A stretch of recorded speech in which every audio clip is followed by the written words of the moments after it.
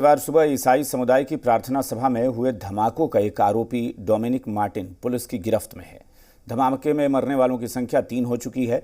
आरोपी डोमिनिक ने धमाकों के बाद पुलिस के सामने सरेंडर कर दिया था। अब जांच एजेंसियों को उससे कई सवालों के जवाब चाहिए। उसने बम धमाका क्यों किया और उसे बम बनाने की ट्रेनिंग कहां से मिली? वो अकेला था या उसके साथ कोई और भी शामिल था? इन सवालों के बाद केरल ब्लास्ट का राज सामने आएगा। अब सवाल ये उठ रहा है कि ब्लास्ट का कहीं दुबई से कोई कनेक्शन तो नहीं?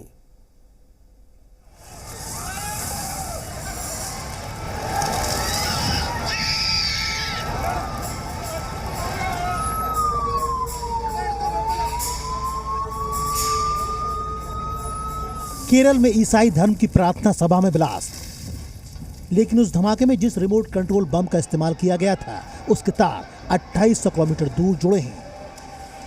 केरल के एर्नाकुलम में एक के बाद एक 3 बम धमाकों का कनेक्शन दुबई से जुड़ा है। धमाकों की जिम्मेदारी डोमिनिक मार्टिन नाम के शख्स ने ली है। उसने फेसबुक पर वीडियो पोस्ट डालकर धमाका करने की बात कबूल की है। बाद में उसने पुलिस स्टेशन में जाकर सरेंडर भी किया। डोमिनिक मार्टिन दुबई में कई सालों तक रह चुका है और 2 महीने पहले ही दुबई से भारत लौटा। दुबई में रहकर वो इलेक्ट्रीशियन का काम करता था। डोमिनिक के 2 बच्चे अभी भी विदेश में हैं। भारत आकर वो बच्चों को ट्यूशन देने का काम कर रहा था।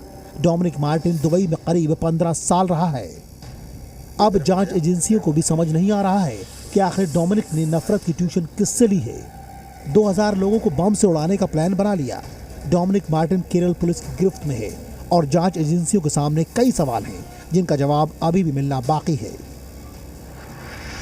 जैसे डोमिनिक को विस्फोटक कहां से मिला? उसे आईईडी बनाने की ट्रेनिंग किसने दी?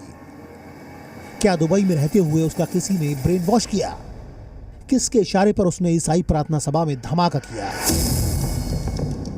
जी न्यूज की टीम केरल के कोच्चि में डोमिनिक मार्टिन के घर पहुंची। यही है डोमिनिक का घर, जहां पर वो अपने परिवार के साथ रहता था। हम इस समय केरल की कोच्चि में काडर रोड पर डोमिनिक मार्टिन के घर पर हैं। यही वो घर है जहां पर डोमिनिक मार्टिन का परिवार रहता था।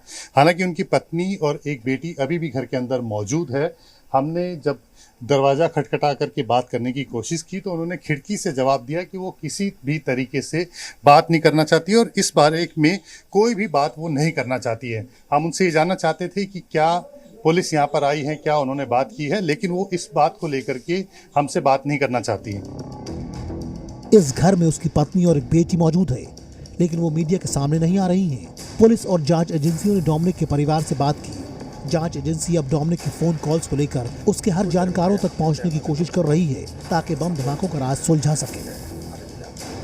केरल के एर्नाकुलम बम धमाके में मरने वालों की संख्या 3 पहुंच चुकी है। बम धमाके के 24 घंटे बीत जाने के बाद केरल के मुख्यमंत्री पी विजयन धमाके वाली जगह पर पहुंचे।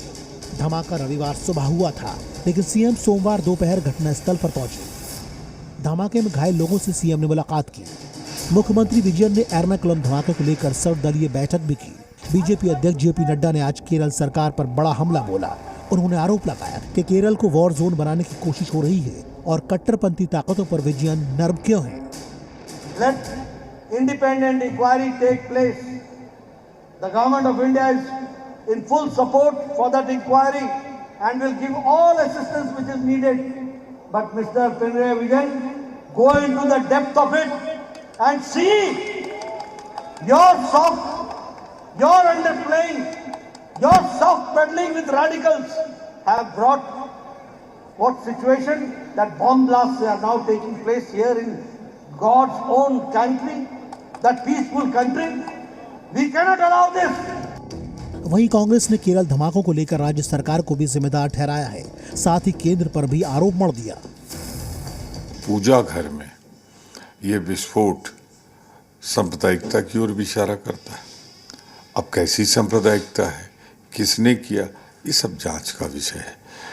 किसी संभावना से इनकार नहीं किया जा सकता, लेकिन कुल मिलाकर हो तो रही है और इनकी जिम्मेदारी निश्चित रूप से प्रदेश की सरकार और केंद्र सरकार दोनों की, अगर बाहरी है तो। केरल में बम धमाकों की राजनीति अगले कुछ दिनों तक जारी रहेगी, लेकिन सवाल राजनीति से कहीं ज्यादा बड़ा है, क्योंकि एक साधारण से दिखने वाले शख्स ने आतंकवादियों जैसी वारदात को अंजाम देकर न सिर्फ केरल को बल्कि पूरे देश को सख्ते में डाल दिया है। अब जांच एजेंसियों के सामने सबसे बड़ी चुनौती बम धमाके के आरोपी के मकसद और मददगार दोनों का पता लगाना है। जितेंद्र शर्मा, जी मीडिया, एर्नाकुलम।